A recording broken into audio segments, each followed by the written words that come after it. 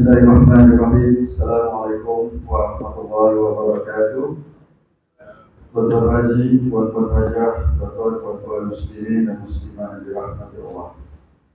Bersyukur kehadirat Allah Subhanahu wa taala seperti yang kita rancang dan seperti yang saya maklumkan kepada tuan-tuan dan puan-puan. InsyaAllah bermula pada malam ini kita menerima kesudian daripada seorang kuliah yang akan bersama-sama dengan kita untuk program kuliah maghrib dari semasa ke semasa.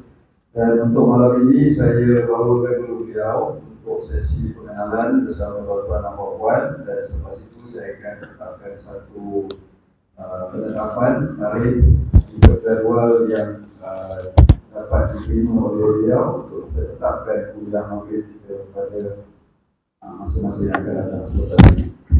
Jadi sedikit makluman mengenai beliau. Nama beliau adalah Muhammad Fudail bin Muhammad Hakim, atau lebih mesra dipanggil dengan panggilan Ustaz Del. Beliau adalah merupakan lulusan dari University Al-Azhar Mesir, Faculty of Islamic Science, dan terkini beliau adalah merupakan auditor syariah, penolong pengarah bagian urusan halal Al Islam Majlis Agama Islam Negeri Johor. Dan saya dimaklumkan oleh beliau bahawa ada dua kitab yang telah ditawarkan kepada kita untuk pengajian. Dan kalau ikut pada kedua-duanya, saya rasa lebih cenderung untuk kita pergi kepada kitab hadis. Kerana satu kitab yang dinyatakan pada saya adalah kitab fiqh, yang mana kita telah pun mengaji fiqh bersama Ustaz Fitri Hidayatul Salihin. Jadi Safinatul Najah dia lebih kurang sebenarnya. Oleh itu kita akan putuskan untuk mengaji hadis apa nama kita kata? Utuful Al-Afalihin. Jadi kitab hadis yang baru, yang mana kita pun dah tamat pengajian hadis bersama penggerak kita, Ustaz Hashim. Jadi insyaAllah akan disambung oleh beliau dan mudah-mudahan memberi manfaat untuk semua jemaah lelaki dan wanita surau Allah. Saya serahkan perjalanan majlis kepada Ustaz Del. Assalamualaikum warahmatullahi wabarakatuh. Assalamualaikum warahmatullahi wabarakatuh. Terima kasih kepada majlis dan tuan. Alhamdulillah, nahmaduhu wa nasta'inuhu wa nastaghfiruh wa na'udzu billahi min shururi anfusina wa min sayyiati a'malina. Man yahdihillahu fala mudilla lahu wa man yudlil fala hadiya lahu. Ashhadu an la ilaha illallah wahdahu la sharika lahu wa nashhadu anna sayyidana Muhammadan abduhu wa rasuluhu wa khaliluhu wa habibuhu wa safiyyuhu wa ballagha risalata wa adda al-amanah wa nasaha al-ummah wa kashifa al-ummah. Allahumma salli wa sallim ala sayyidina Muhammadin miftahi babi rahmatillah adada ma fi ilmillah salatan wa salaman daimaini bidawamin mulkillah wa ala alihi wa sahbihi ajma'in. Nawayna ta'alluma wa ta'lim wa tadhakkura wa tadhkir wa naf'a wal intifa' والإفادة والاستفادة والحث على تمسك بكتاب الله وبسنة الرسول صلى الله عليه وآله وصحبه وبارك وسلم والدعاء إلى الهدى والدلالة على الخير ابتغاء وجه الله ومرضاته وقربه وثوابه سبحانه وتعالى. الحمد لله, segala puji bagi Allah Subhanahu wa ta'ala. Selawat dan salam ke atas junjungan besar Nabi Muhammad sallallahu alaihi wa alihi wa sahbihi wa baraka wa sallam. Marilah kita bersama-sama merafakkan tahmid kesyukuran kita ke hadrat Allah Subhanahu wa ta'ala, yang mana Allah Subhanahu wa ta'ala masih lagi memurniakan kita nikmat Islam, nikmat iman, nikmat masa lapang, nikmat kesihatan, juga nikmatul uzma, iaitu nikmat yang agung, iaitu nikmat menjadi umat baginda Nabi Muhammad sallallahu alaihi wasallam. Mudah-mudahan kita meminta kepada Allah Subhanahu wa taala Moga-moga Allah Subhanahu wa taala memurniakan kita nikmatul uzma, iaitu ataupun kita panggil syafaatul uzma, iaitu syafaat yang paling teragung, iaitu syafaat daripada baginda Nabi Muhammad sallallahu alaihi wasallam di hari kiamat. Muslimin muslimat yang dirahmati Allah Subhanahu wa taala, yang saya hormati Tuan Haji Azwan, Kepala Fungsi Surau, juga ahli jawatan kuasa surau, pegawai-pegawai surau, ahli-ahli khidmat surau, para imam, para bilal, para dakatir, para habaib, para cendekiawan, para asatizah, tuan-tuan guru, muslimin muslimat yang dirahmati Allah Subhanahu wa taala. Ada sini yang datuk, panggilnya datuk. Tak ada lah. Tak ada datuk berpangkat, datuk bercucu pun jadilah. Alhamdulillah. Jadi perkenalkan diri saya, seperti yang disebutkan tadi, Muhammad Fudail bin Muhammad Hakim, berasal daripada Parit Jawa, Muar, Johor. Ada orang Muar. Oh, ramai sini orang Muar. Bukan Muar, Muar. Nasib JB dia Muar pula, tak? Muar, memang Muar. Parit Jawa, Muar, Johor. Asalnya Parit Seri lah. Kalau Parit Seri, darat, Temenggung Ahmad. Saya kalau kenal cicitnya Tuan Guru Haji Asbullah Saleh. Haji Asbullah Saleh itu moyang saya, almarhum, baru meninggal tahun lepas, 16 Oktober, hampir setahun lah. Isteri pertama, isteri kedua tak ada lah, isteri pertama tak ada. Parit Samsu, Parit Jawa, sekampung lah. Sekampung juga. Tahu dah. Jadi sekampung lah saya. Jadi asalnya di situ. Sebelum ni saya berkhidmat di Senggarang, Batu Pahat, di cikgu, cikgu sekolah agama. Sekarang alhamdulillah naik pangkat sikit, kurniakan Allah SWT. Sekarang jadi pegawai Hadiah Wal Islam, seperti yang disebutkan auditor syariah, bahagian pengurusan halal. Auditor syariah ni macam mana tuan-tuan? Kalau tuan-tuan nak tahu, yang kilang-kilang, premis makanan, kalau kepek-kepek ke apa yang ada dipersejakan halal jakim, itu dah kerja kami, auditor syariah. Saya lah yang pergi ke kilang-kilang, tengok dia ikut tak manual procedure kalau dia nak mohon halal. Begitu juga dengan premis-premis makanan. Tapi tu nanti kita sembang lain lah. Mungkin kita akan sembang juga pasal ni, mungkin kalau nak kena ganti ustaz-ustaz yang lain ke, kita akan cerita sikit spesifik pasal halal, halal jakim khususnya. Jadi saya berkhidmat di situ baru nak dekat setahun, tapi duduk di Pasir Pelangi sekarang ni baru 3 bulan lah. Baru lagi. Jadi perkenalan jugalah untuk surau yang dekat dengan Korea kita. Rupa-rupanya walaupun daripada Pasir Pelangi ke surau ni 2.5 km saja, tapi mengambil masa kalau kita keluar petang tu ambil masa dalam 20 minit juga. Sebab jam. Saya tak tahu kan, tak tahu. Keluar tadi 6.40. 6.40 lebih kita keluar rumah kan. Ingatkan sempat lah ni, sempat ni semayang dengan jemaah apa semua. Allahu Akbar. Azan depan share lagi. Share Pasir Pelangi tu lagi. Belum sempat keluar taman lagi. Sebab jam lah. Jadi lepas ni naik motor je lah di sini. Jadi alhamdulillah dipertemukan Allah Subhanahu wa taala sama-sama dengan kita. Jadi insya-Allah kita akan membuka kitab pengajian hadis, iaitu kitab yang dinamakan Kutuful Falihin. Kutuful Falihin yang dikarang oleh Sayyidi Al-Alim Allama Al-Habib Umar bin Hafiz hafizahullah taala. Al-Habib Umar ni seorang yang masyhur lah. Ulama yang masyhur. Dulu tahun 2019 kalau tak silap saya, dia pernah datang ke Johor Bahru, kat Masjid Dato' On. Dato' On dekat ni lah masjid besar tu kan. Dia pernah buat majlis di situ.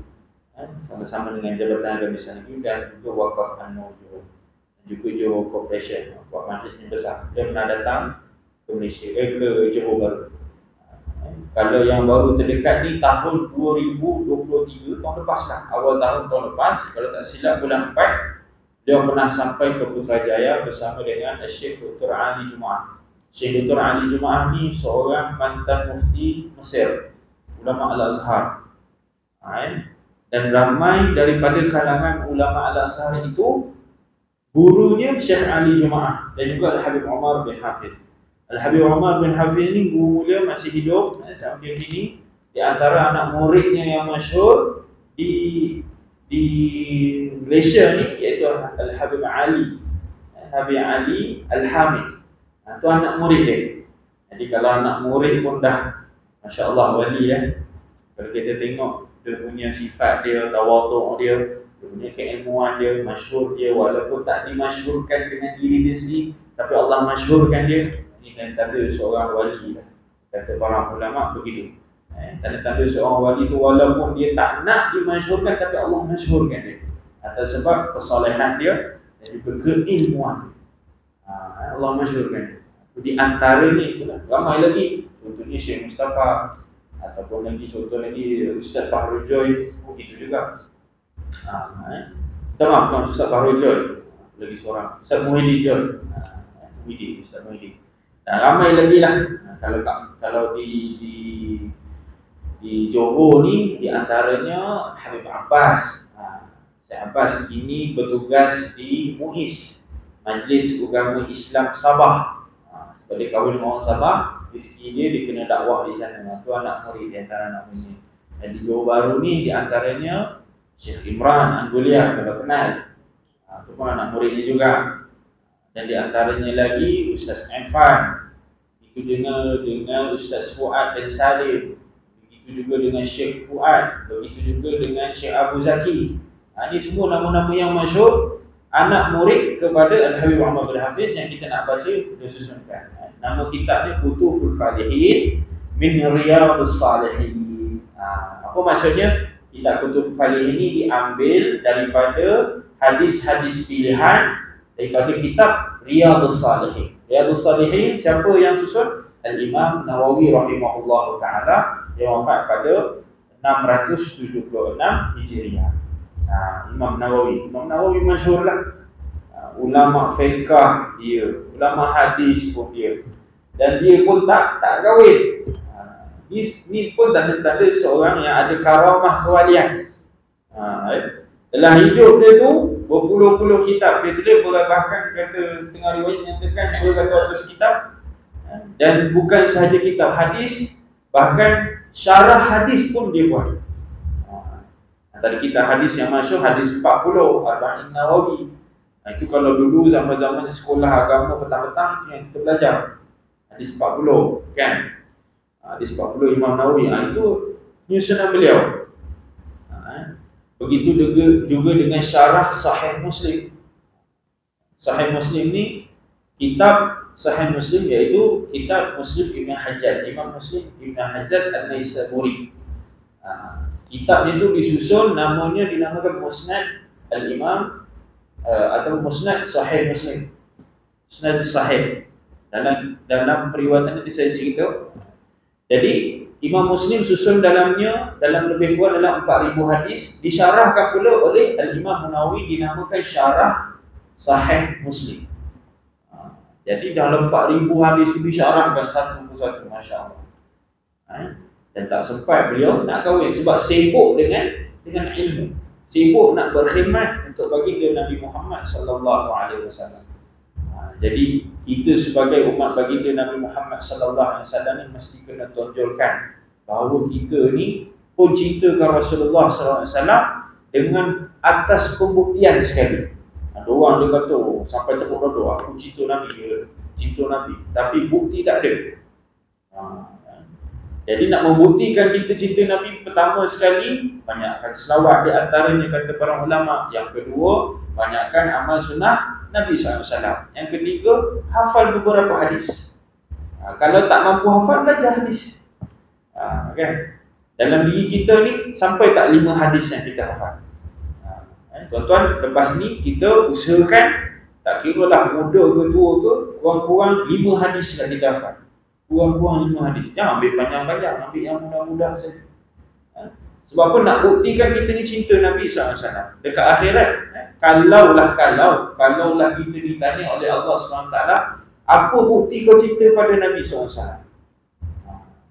Ya Allah, tanda aku cinta pada Nabi, aku ada hafal hadis. Itu cinta kita. Dan contohi juga cinta kita kepada Nabi Muhammad SAW ni seperti mana para sahabat cinta kepada Nabi SAW. Sanggup meriwayatkan hadis. Begitu juga dengan para ulama yang tak sempat jumpa Nabi, tapi boleh menghafal hadis, bahkan menghimpunkan hadis. Al-Imam Bukhari rahimahullah ta'ala. Al-Imam Bukhari, dia tulis kitab Musnad As-Sahih Al-Bukhari. Dalam Musnad Sahih Bukhari ada 7,000 lebih. 7,000 lebih hadis. Banyak. Tapi dalam riwayat menyatakan Imam Bukhari sebenarnya dia hafal berapa hadis? 600,000 hadis. Kita mungkin tak mampu macam dia. Mungkin boleh bagi alasan, bolehlah Ustaz, imam-imam hadis ni biasanya orang Arab. Kan? Mungkin diorang boleh faham hadis, senang nak hafal, senang nak belajar. Kita ni orang Melayu, Jawa pula, Koyan ada, Bugis ada. Jadi kami ni susahlah nak belajar hadis bahasa Arab. Ketahuilah tuan-tuan, sebenarnya kutubus sittah ataupun imam-imam, 6 orang imam tokoh hadis itu semuanya bukan orang Arab. Imam Al-Bukhari berasal daripada Bukhara. Bukhara ni kat mana? Uzbekistan sekarang. Bukan orang Arab. Imam Muslim meriwayatkan hadis banyak. Dan susun hadis sahih itu 4,000 lebih hadis. Dia orang mana? Naisabur. Naisabur kat mana? Dekat Iran. Macam tu juga dengan imam-imamnya. Imam Nasai bukan orang Arab. Imam Abi Dawud pun bukan orang Arab. Imam Tirmizi pun bukan orang Arab. Dalam ramai-ramai itu, kalaulah ditambah Imam Malik yang kitabnya itu Al-Muwatta'. Al-Muwatta' ni kitab hadis.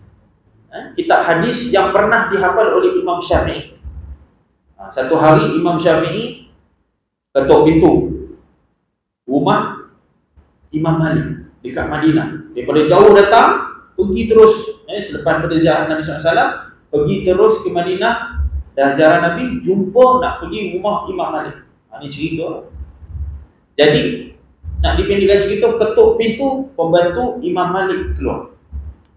Kau nak apa wahai pemuda? Muda lagi Imam Syafi'i pada ketika itu. Dia tanya, aku nak belajar Muwatta'. Dengan siapa? Dengan Imam Malik.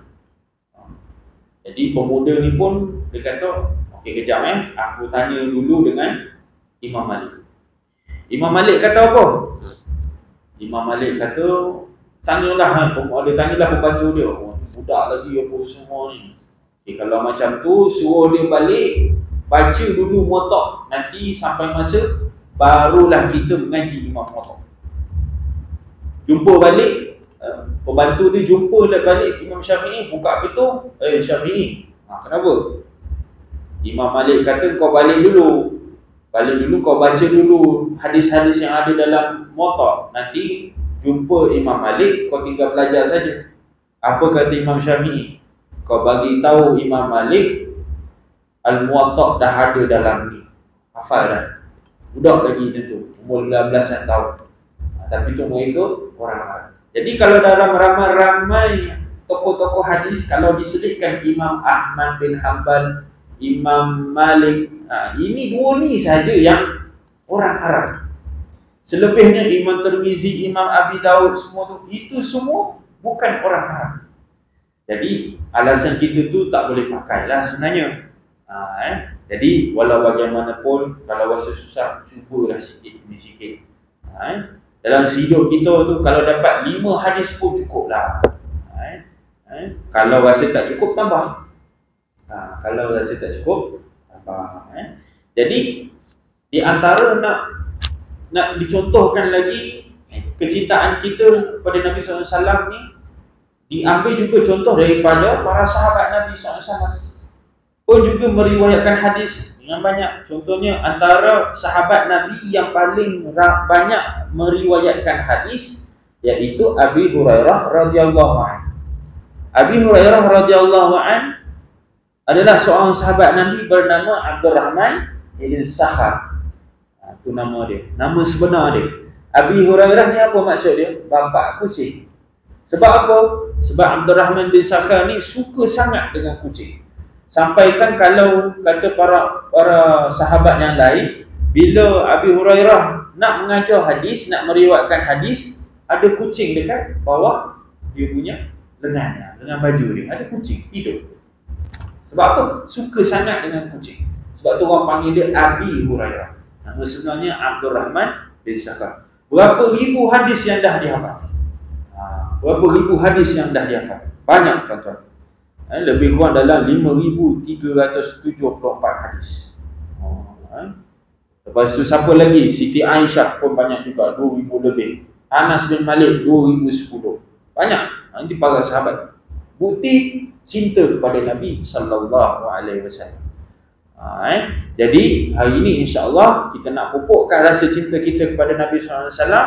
Mari kita sama-sama membaca, mengkaji hadis-hadis Nabi sallallahu alaihi wasallam menerusi kefahaman yang betul. Ustaz, ada ke orang faham hadis dengan kefahaman yang salah? Ada. Satu hari Syekh Amjad Al-Urduni, orang Jordan. Syekh ni orang Jordan, hidup lagi zaman sekarang. Dia pernah beri ceramah, dia berikan satu kisah tentang seorang pemuda yang sombong dengan pembacaan hadis. Pemuda ni orang Arab. Pemuda ni orang Arab. Patutnya orang Arab bila baca hadis, dia dah faham terus. Tapi disebabkan orang Arab ni pun kadang-kadang dia tak ada ilmu yang betul, dia tak ada kefahaman yang betul. Satu hari dia cerita, orang Arab ni dia bebel lah, kenapa fatwa ni sekian-sekian, kenapa macam ni. Jadi syekh tu dia buka satu hadis. Dalam hadis tu tulis lebih kurang kana Nabi sallallahu alaihi wasallam. Lepas tu dia tak ada baris. Bacaan tu tak ada baris. Tak ada baris. Jadi bila tak ada baris ni kadang-kadang bukan kita je orang Melayu baca tak pandai tak ada baris ni. Kadang-kadang orang Arab pun salah baca. Memang diorang pun ada yang tak pandai nahu sorab ni. Kalau bahasa kita tak tahu bahasa diorang tak tahu. Seumpama Bangla ataupun Bangla pun lebih pandai bahasa Melayu ni. Seumpama foreigner nak belajar bahasa Melayu, permulaan diorang. Kalau yang dah handal tu dah handal. Ini yang tak handal. Bahkan diorang tu orang Arab sendiri.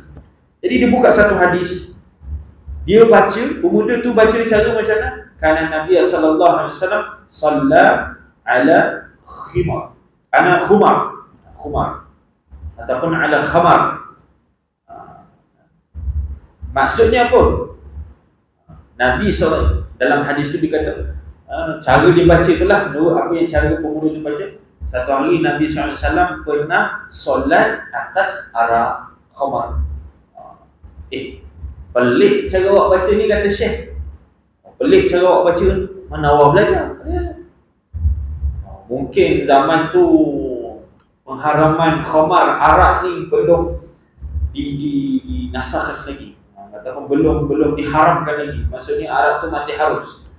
Kata salah, tu lawak, jangan sombong sangat, jangan melulu, baca baris pun salah.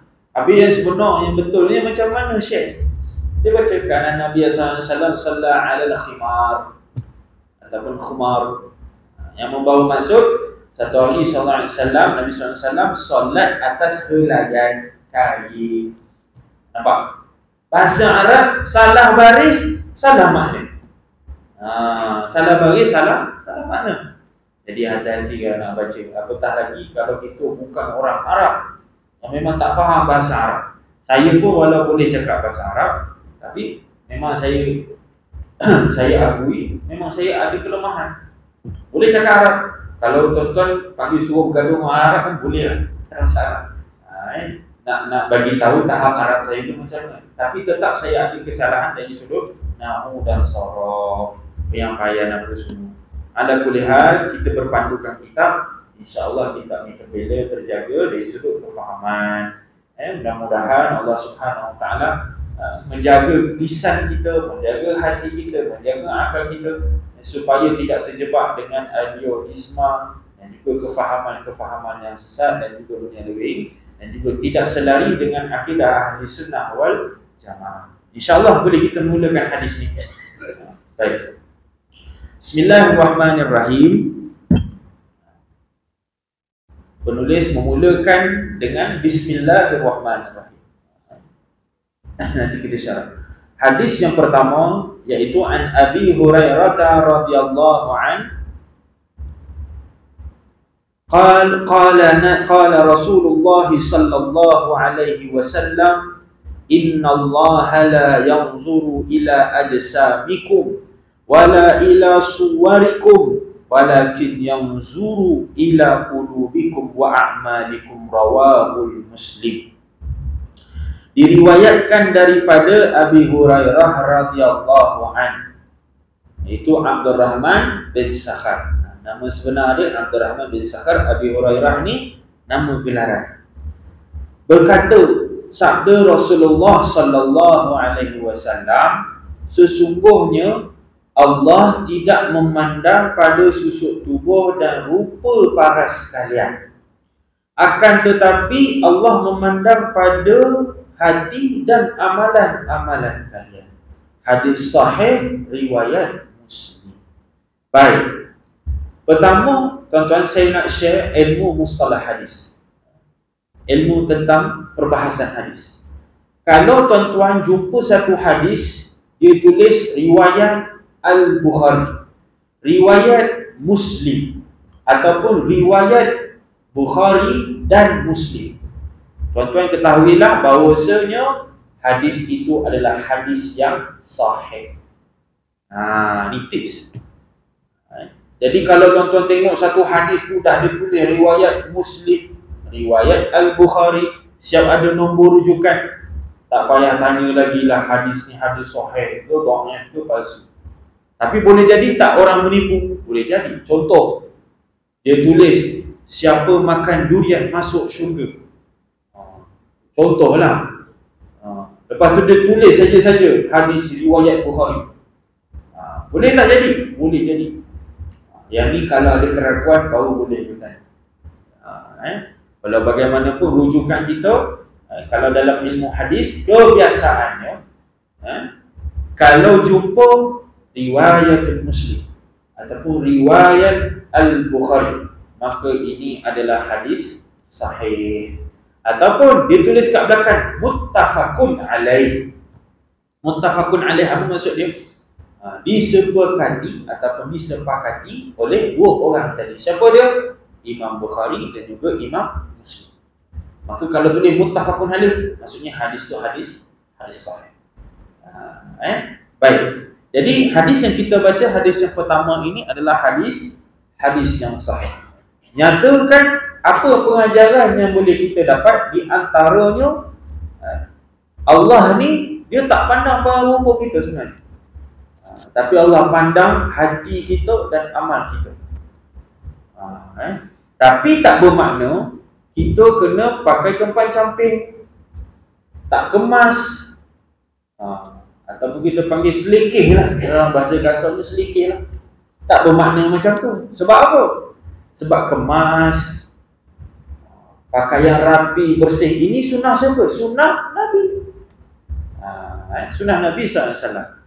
Jadi tak bermakna kalau kita ni, kalau menurut hadis ni, Allah tak tengok para rupa, Allah tengok hati dia juga, amal saja. Tapi kalau orang tu dia baik hati tapi tak tutup aurat, adakah boleh dikira tak dosa? Tak juga. Para rupa ni dilihat, yang penting patuh syariah, dan kalau yang bonus ikut sunnah Nabi SAW. Baik. Dan susuk tubuh kalian, muka handsome je, amalan banyak, tak juga. Kalau gitu ramailah artis semua masuk syurga. Sebab para rupa semua okey, cantik, handsome, kan? Tak juga. Dapat pula yang sadar-sadar lelaki. Habis ustaz-ustaz yang bocek ni masuk neraka. Susah juga. Walau bagaimanapun tetap ikut sunnah Nabi. Baik. Nabi kata jangan obeh sangat. Janganlah obeh sangat. Ini pesanan kat diri saya jugalah. Tuan-tuan, setahun saya kerja sini, 5 kilo saya naik. 5 kilo dah. Termasuklah pakej dapat anak yang kedua. Dapat anak kedua je habis naik. Dan anak yang pertama dah pandai makan. Tak habis tong sampahnya, baby dia. Jadi begitu. Akan tetapi, kata Rasulullah SAW, akan tetapi Allah memandang pada hati dan amalan-amalan kalian. Jadi ini terkait dengan apa tuan-tuan? Terkait dengan keikhlasan. Sejauh mana kita melakukan satu amal itu, kita ikhlas. Sejauh mana? Jadi keikhlasan ini juga terletak kepada satu yang diberi nama ketakwaan. Apa maksud takwa tuan-tuan? Takwa ni kalau nak ikut definisi para ulama banyak. Tapi saya bagi contoh satu je. Takwa ni kalau menurut Sayyidina Ali karamallahu wajhah, menantu kepada baginda Nabi Muhammad SAW, suami kepada Sayyidatina Fatimah Zahra Al-Batul, anak kepada Nabi SAW. Apa kata Sayyidina Ali? Kata Sayyidina Ali, takwa itu adalah al-khawfu bil jalil wal amalu bit tanzil wa ridha bil qalil wa isti'dad yaumur rahim. Ada 4 perkara. Pertama kata Imam Ali, kata Sayyidina Ali, al-khawfu bil jalil, takutkan Allah SWT. Takwa ni kita takut dengan Allah SWT. Takut di segi apa? Takut kalau tak buat segala perintah Allah yang wajib. Solat 5 waktu, bayar zakat, puasa bulan Ramadan dan seumpama. Dan juga kita takut juga untuk melakukan larangan-larangan Allah SWT. Lakukan maksiat, zina, rompak dan macam-macam, makan rasuah, makan duit tepi yang tak patut kita ambil, tuntutan palsu dan seumpamanya. Ini kita kena takut untuk melakukan perkara-perkara yang dilarang oleh Allah SWT. Kita takut, Allah maksudnya kita takut nak buat larangan Allah SWT, dan juga kita takut untuk meninggalkan kewajipan kita kepada Allah SWT. Yang pertama al-khawf bil jalil, takut kepada Allah SWT. Yang kedua wal amalu bi tanzil, dan beramal dengan apa yang telah diturunkan oleh Allah SWT. Apa yang telah diturunkan oleh Allah SWT? Kitab Allah dan juga sunnah Rasulullah SAW. Al-Quran dan juga sunnah Nabi SAW. Dan juga hadis-hadis Nabi SAW. Baik tuan-tuan, sunnah ni apa? Hadis ni apa? Alang-alang kita belajar hadis. Hadis ni apa? Ta'rif hadis, definisi hadis. Menurut Al-Imam Nawawi rahimahullah ta'ala, hadis ini bermaksud ma'udhifa ila Nabi sallallahu alaihi wasallam min qawlin aw fi'lin aw taqririn aw sifatin. Apa yang dikatakan Imam Nawawi, apa yang disandarkan daripada Nabi sallallahu alaihi wasallam, iaitu daripada segi qawlin, sebutan, lafaz. Contohnya apa? Zikir-zikir, nak pakai baju ada zikir, nak tutup rumah, nak tutup pintu rumah, tutup tingkap rumah waktu maghrib ada zikir dia. Apa zikir dia? Baca bismillah. Dalam hadis ada diriwayatkan kalau maghrib Nabi suruh tutup pintu. Tutup pintu, tutup tingkap, sambil tutup pintu, tutup tingkap baca bismillah. Supaya apa? Syaitan tak masuk. Ini sunnah Nabi, jangan main tutup je, rugi.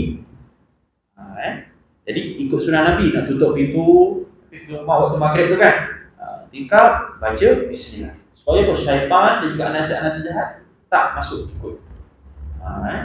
Dari segi qaulin, iaitu sebutan dan berlafaz. Apa pula zikir kita, zikir lepas sembahyang, tahmid, alhamdulillah, subhanallah, tasbih. Ini semua zikir, tahlil, ini semua zikir sebutan qaulin.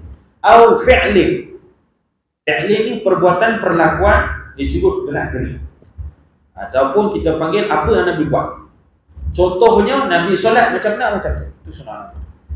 Contohnya lain, nak masuk masjid kaki kanan. Itu sunnah. Perlakuan Nabi. Nak masuk rumah kaki kanan.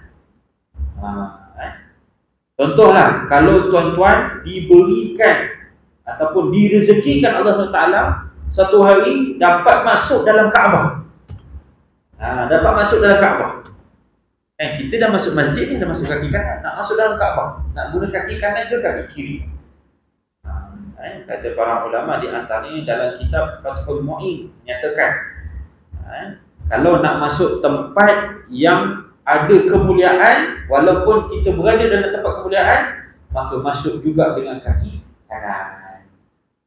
Kalau dia rezekikan nanti, tiba-tiba kan, jadi orang kaya pula, bayar duit ke raja, cakap kami nak masuk sekejap, masuk Kaabah, masuk guna kaki kanan juga, jangan keliru lah. Itu di antara perlakuan. Dan banyak lagi contoh-contoh perlakuan Nabi. Antaranya yang lain, iaitu makan tangan kanan. Sunnah Nabi, makan tangan kanan kan? Kalau makan dua-dua tangan, sunnah Nabi tak? Dua-dua tangan sunnah Nabi juga. Nabi makan daging, makan kambing, makan dengan dua tangan. Makan ayam, makan burung kan? Kalau dulu bahasanya burung, Nabi pernah makan burung warna putih. Setengah riwayat kata hammam, yang ini burung merpati. Setengah riwayat kata ayam yang Nabi suka adalah ayam yang berbulu putih. Itu Nabi suka. Dia kata begitu lah. Nabi makan ayam daging-daging ni dengan dua tangan, dua tangan. Ataupun makan tembikai dua tangan. Pun sunnah Nabi. Jangan kata makan dua tangan ni sifat saya tak. Dua tangan ni pun kira sunnah Nabi. Macam mana pula kalau orang makan dengan sudu garpu pula? Makan sudu saja tangan kanan, makan sudu garpu ni ikut barat tak juga. Habis macam mana Nabi makan sup? Dulu memang ada sudu. Jadi makan dengan tangan kanan walaupun dengan sudu garpu tetap dapat sunnah Nabi. Ni orang ramai tak tahu. Kan dia kata, tak apalah saya ikut sunnah pakai tangan dia. Habis kawan-kawan yang lain pakai sudu garpu tak ikut sunnah. Sebenarnya kalau ikut hikam, ianya termasuk dalam sunnah. Kalau sudu garpu ni masuk dalam sunnah. Jangan makan tangan kiri sahaja. Itu baru tak ikut sunnah. Kiri je makan. Segalanya kidah kata dia. Nulis kidah, nombor semua kidah ni tak ada masalah. Cuma makan tu tukarlah tangan kanan. Itu je. Tapi kalau orang kawan-kawan tu sama-sama makan dua tangan pun dikira sunnah. Baik. Jadi yang kedua perbuatan iaitu fi'lin. Yang ketiga takririn. Apa maksud takririn? Penyaksian. Segala-gala yang dilakukan oleh Nabi SAW dari sudut qaulin, sebutan, nafas, fi'lin, perbuatan, dan juga takririn, maksudnya penyaksian. Maksudnya apa kata? Nabi tak kata boleh dan Nabi tak kata tak boleh. Macam mana? Contoh, saya bagi dua contoh. Contoh yang pertama, pada situasi perang, satu hari Sayyidina Khalid bin Walid. Khalid bin Walid ni antara panglima perang Nabi. Khalid bin Walid ni waktu tengah rehat daripada berperang, dia tangkap seekor biawak pasir, kok. Dia tak tahulah dia masak sup ke bakar ke goreng, tak tahulah, tapi dia makan. Sahabat pun tanya, ya Rasulullah, boleh ke makan biawak pasir ni? Nabi tak kata tak boleh dan Nabi pun jawab, Nabi pun tak kata tak boleh. Jadi bila tak ada sudut fatwa macam tu, maka ianya dikira harus. Siapa pernah makan biawak pasir sini? Tak ada tak tergamak nak makan. Tapi saya pernah jumpa di Mesir, pergi kedai nasi Arab. Biasa nasi Arab, kalau kat Malaysia ni, jualnya kambing, dagingnya kambing kan. Kalau special sikit pun perut lembu, perut kambing, macam tu lah. Ayam, mendi ke madurut ke kapsa ke maklumah ke, macam tu lah. Dekat sana tuan-tuan, ada nasi Arab mendi, lauknya biawak pasir. Tengah-tengah betul-betul biawak. Tak tergamak lah kita orang Melayu nak makan, tapi memang ada orang nak makan. Dan dia ada khasiat dia. Ada khasiat dia. Minyak dia, daging-daging dia memang ada khasiat. Khasiatnya banyak kepada orang lelaki lah, buatan-buatan lelaki. Haji, kalau nak try boleh je. Boleh. Dan di antara khasiat yang saya tahulah, antara khasiat minyak top ni, minyak biawak pasir ni, selain daripada untuk kekuatan orang lelaki atau berurut, dia juga boleh mengobati asma dan juga sakit jantung. Tapi yang ni tak ada kajian daripada KKM, tak ada kelulusan ke apa, tak ada lah. Ni cuma orang Arab cerita lah, orang marah kat KKM ke tadi. Jadi macam tu.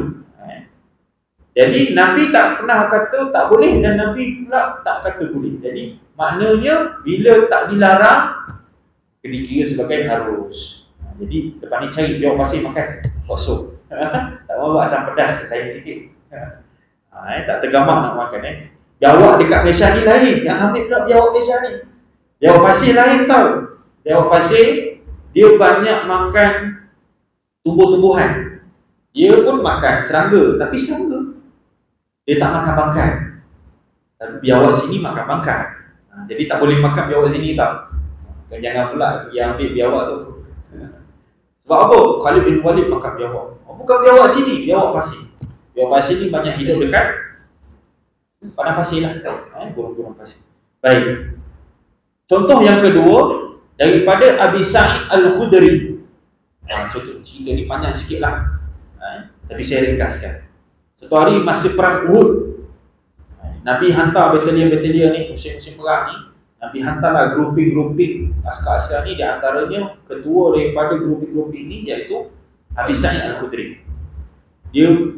Nabi suruh pergilah kampung-kampung, bagi tahu, buat announcement, ada situasi perang darurat dan seumpama ni. Buatlah talk sikit ke, awareness ke, macam tu kesedaran ke apa ke kan. Jadi Abi Sa'id Al-Khudri jumpa satu kampung. Kalau kita bahasa kita, kampung orang asli. Tapi kalau di negara Arab, kita panggil kampung orang Badui. Arab Badui. Arab Badui ni kira orang asli lah kalau kita kat Malaysia. Orang asal. Jadi orang Arab Badui ni didatangi kampung mereka tu oleh Abi Sa'id Al-Khudri dan juga kumpulan-kumpulan beberapa pegawai-pegawai askar. Bila dah habis daripada bagi talk, dah bagi nasihat apa semua tu, kehausan, haus, lapar dan haus. Jadi minta sikit lah, ada tak makanan tu boleh hidang ke kami ni lapar. Daripada tadi kampung sebelah pun tak bagi makan, jadi kampung sini terpilih lah kalau nak bagi kami makan. Dan juga kami haus, kalau tak dapat makan pun, bagi air pun jadilah, kopi-kopi ke, tak tahulah apa yang dia minta kan. Kau ada kopi 4, 3, 4 payah juga. Jadi minta, Tok Batin dia ni kedekut. Satu apa pun tak bagi. Ketua dia ni, satu apa pun tak bagi. Tak ada.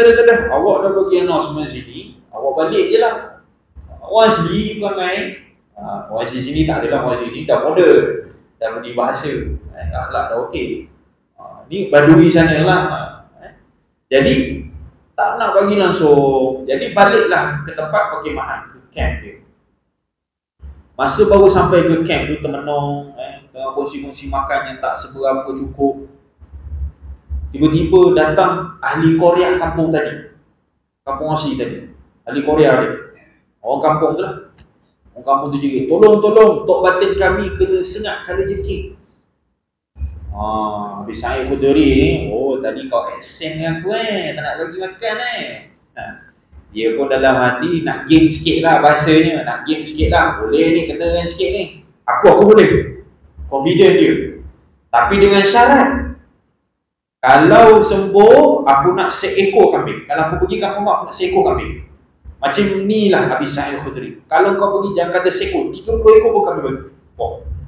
Aku ni main-main je, 30 ekor pula ditawarkan. Jadi pergi dengan tak ada beberapa ilmu yang cukup untuk menjampi.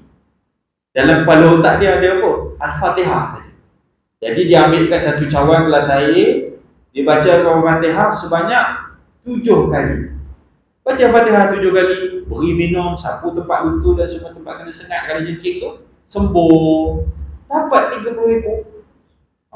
30 ekor tu dapat. 30 ekor tu kalau sekarang tu dah 30,000 lah, anggaran 28,000 lah gitu kan. Jadi sahabat pun runsing lah. Kau ni macam nak jual agama ni. Takkan baca Fatihah pun dapat 30,000 kan?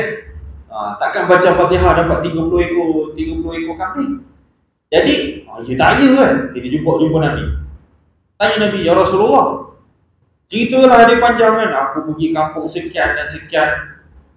Jadi Tok Batin ni kena sini. Aku dalam kepala aku ada Fatihah, dia tak tahu pun jampi-jampi ni. Fatihah aja aku tahu ya Rasulullah. Jadi macam mana ya Rasulullah? Dah macam aku ni memperjualkan jual agama pula. Baca Al-Quran dapat wang, dapat habuan.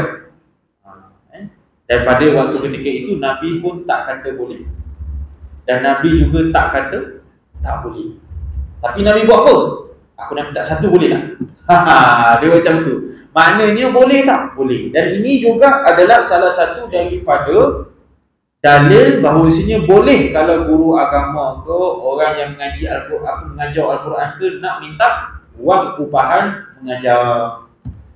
Jangan duk kata kat orang, mengajar ustaz-ustaz, kadang mengajar imam-imam kan, mengajar ngaji anak-anak, bayar 50. Saya minta RM50 sebulan boleh tak? 50 tu berapa sangat?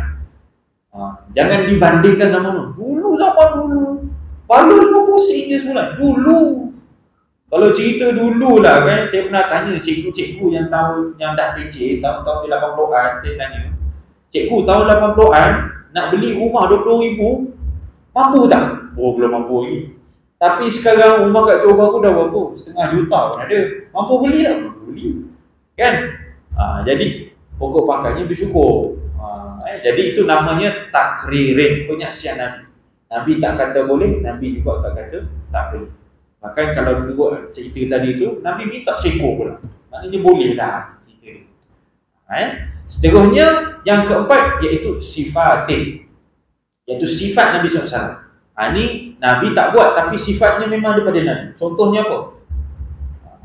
Contohnya janggut Nabi macam mana, panjang dia macam mana. Janggut Nabi panjangnya secekap, sekak je, tak lebih. Dan rambut Nabi pula panjangnya paras bahu. Itu rambut Nabi. Nabi pernah botak tak? Pernah botak. Botak ni sunat Nabi juga, tapi botaknya Nabi tu sekali saja semua. Apa hikmah Nabi rambut panjang? Sebab apa? Perisai untuk perang. Rambut ni Allah cipta, walaupun dia bersehelai-sehelai macam tu, nampak macam tak kuat, tapi dia boleh jadi perisai. Balik ni try dekat tekuk rumah. Tak ada lah. Jangan membunuh pula kan. Tapi di antaranya hikmahnya kata para sahabat macam tu lah. Nabi bela dan juga para sahabat lain bela, di antaranya sebab nak buat perisai daripada tengkuknya di kena pancung, dia nusuk. Itu hikmahnya lah. Tapi tak pernah dicuba lah. Atau jangan cuba pula, naya nanti. Tapi itu di antara itu yang dinamakan definisi sunnah. Baik, sambung kepada definisi takwa. Pertama tadi khaufu bil jalil, takut kepada Allah SWT. Yang kedua wal amalu bi tanzil. Dah azan kan? Tak apa, kita bagi ruangan azan dulu boleh. Ruang azan. La ilaha illallah sayyidina Muhammad Rasulullah sallallahu alaihi wasallam. Allahumma rabb hadhihi da'wati was-salati al-qa'imah. Ati sayyidina Muhammadin wasilah wal fadilah wa syaraf wa fadilah 'ala Muhammad. Innaka la tukhlifu al-mi'ad ya arhamar rahimin. Rabbi fili wa liwalidayya rabbi fili wa liwalidayya alhamdulillahi rabbil alamin. Muslimin muslimat yang dirahmati Allah Subhanahu wa taala. Jadi saya mengambil masa sedikit.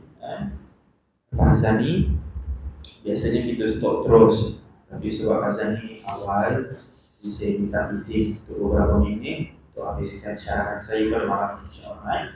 Baik, jadi menerusi hadis tadi, ar-ridha bil qadar. Yang ketiga kata Sayyidina Ali karamallahu wajhah. Ar-ridha bil qadar. Pertama, al-khawfu bil jalil, takut kepada Allah, wal amal bil tanzil, beriman ataupun mengamalkan segala apa yang diturunkan oleh Allah. Yang ketiga, ar-ridha bil qadar, yakni mensyukuri segala nikmat Allah SWT. Mensyukuri segala nikmat Allah SWT. Allah beri kita nikmat macam-macam. Dan juga Allah pun turut beri kita musibah, ujian. Dalam kita ditimpa musibah, ujian, tetap kita kena redha dan juga mensyukuri segala apa yang Allah berikan. Kata Syekh Sya'rawi rahimahullah ta'ala. Syekh Sya'rawi seorang ulama mufassirin, ulama mufassir daripada Mesir, Al-Azhar. Beliau punya disebutkan dalam kuliah beliau, menyatakan bahawa misalnya kalaulah kalian ditimpa musibah, jangan ditenung lama-lama, jangan dikenangkan lama-lama apa yang diambil oleh Allah SWT. Bahkan lihat apa yang Allah bagikan. Contohlah. Tuan-tuan, ada 5 telur ayam kampung. Original memang ayam kampung kita beli. Tiba-tiba cucu duk main berlari, jatuh 2 biji telur. Pecah, tinggal 3. Pecah pula 2 biji telur. Ketua punya cucu, aku nak makan. Dikenang lama-lama, jangan. Tapi lihat yang berbagi. Sebab apa kata Syekh Syarawi? Sebabnya tak semua orang dapat nikmat apa yang terdapat. Ada orang tak dapat makanan, so kumpulan nak makan telur. Kumpulan nak makan telur. Telur pun susah nak beli, ada orang macam tu. Tapi Allah beri kita apa yang bahkan kadang-kadang lebih. Walaupun marah macam mana sekalipun, tenang dulu. Ataupun sedih macam mana sekalipun, bila dulu, jangan lama-lama sedih. Sedih ni sifat kita biasa, fitrah. Normal manusia tu bersedih, bersimpati, kecewa dan seumpamanya. Tapi jangan lama-lama. Sebab apa? Lihat semula apa yang Allah dah bagikan kepada kita. Itu kata Syekh Syarawi. Jadi Sayyidina Ali kata yang ketiga, redha bil qadar. Redha walaupun sedikit. Syukur dengan apa yang Allah berikan. Yang keempat, wasti'dad bi yaumir rahim, dan juga bersedia setelah kita tiada nanti. Apa maksudnya? Kalau kita tak ada nanti, apa yang boleh selamatkan kita dekat akhirat nanti? Kata Nabi SAW dalam satu hadis, al-kayyisu man dana nafsah wa alima biha ba'dal maut. Orang yang cerdik itu, kata Nabi SAW, orang yang cerdik itu adalah orang yang bersedia amalan dia untuk apabila dia tiada nanti. Apabila dia dah meninggal dunia nanti. Dan Nabi dah ajarkan kepada kita. Banyak Nabi ajarkan, banyak amalan-amalan. Tapi antara amalannya adalah sedekah jariah. Ada 3. Iza mata bani Adam inqata'a amaluhu illa min salas. Jika mati anak Adam, terputuslah segala amalannya kecuali 3. Apa dia? Sedekah jariah, ilmu yang bermanfaat, dan wawaladun salih yad'ulah, doa anak soleh yang mendoakan. 3 ni kena selalu buatlah, jaga. Dan sedekah jariah. Maksud sedekah jariah ni apa? Sedekah yang berterusan. Bina masjid, bagi duit. Bina tahfiz, bagi duit. Ada tak sedekah yang tak jariah? Ada? Sedekah yang tak jariah ada tak? Ada. Contohnya macam mana? Sedekah lampu. Tapi ada masa lampu tu kalau berpanjangan dia hidup tak masalah. Tapi kalau mentolnya tu mati dah, terbakar, dari situ sampai situ je lah. Tetap dapat pahala. Semuanya dia tak jariah. Jariah ni berpanjangan, berterusan, dawaman. Itu maksud jariah. Jadi kena fikir baik-baik nak sedekah. Tapi taklah, janganlah berkira, tak, aku nak sedekah yang berpanjangan je. Sedekah yang singkat-singkat tak nak, jangan macam tu. Jadi nak diutamakanlah sedekah yang jariah. Baik. Wasti'dad yaumur rahil, iaitu bersedia pada hari kalau kita tiada nanti. Jadi ini terkait dengan keikhlasan tadi. Baik, ikhlas ni juga dia tidaklah katanya tak melihat baras rupa macam dalam hadis ni tadi kata. Saya berikan satu analogi. Contoh. Tuan-tuan nak makan harum manis. Harum manis dekat Perlis, pokoknya kalau rendah-rendah sekalipun, tetap buah ni dah ada, dah boleh makan. Bau harum manis tu semua. Mungkin kalau kita taman dekat Taman Sentosa ni, pokoknya tinggi baru nak berbuah. Jadi tuan-tuan nak makan lah, pohon dah berbuah, harum manis, sedap. Tuan-tuan diberikan 2 galah option, pilihan. Satu galah yang diperbuat daripada bulu remput. Ada congkelan 2 saja, macam plastik kan, macam kampung-kampung dulu lah. Ada galah 2 ni ada macam tuntai tu. Jadi putar je, nanti buahnya terputus. Satu lagi galah ni daripada besi, aluminium. Tak bengkok, kalau rosak pun patah je. Ujung pula galah besi aluminium ni ada gunting. Dah ada puting, bakul pun tak nak bagi buah tu, bosan. Tuan nak pilih yang mana? Mesti nak pilih yang aluminium, yang berkualiti, betul tak? Macam itulah akhirat juga. Kita bayangkan harum manis tu ukhrawi, akhirat kita. Benda yang kita nak kejar sebenarnya. Galah tu duniawi. Galah tu duniawi. Tapi tuan-tuan nak makan galah ke? Kita nak makan harum manis. Yang kita nak tu harum manis. Macam tu juga contoh ni kalau kita nak solat. Macam tu juga kalau kita nak jalankan seharian kita, nak ikut sunnah, pakai pakaian yang terbaik, pakai minyak wangi yang terbaik, dalam keadaan selesa. Kereta pun kereta terbaik kalau ada, yang mampu. Ustaz suruh beli yang terbaik, memanglah yang terbaik yang mampu. Kan Nabi kata, di antara umat aku ni, tanda-tanda mereka ni bahagia 3 perkara. Hadis sahih dalam Adabul Mufrad Al-Imam Bukhari.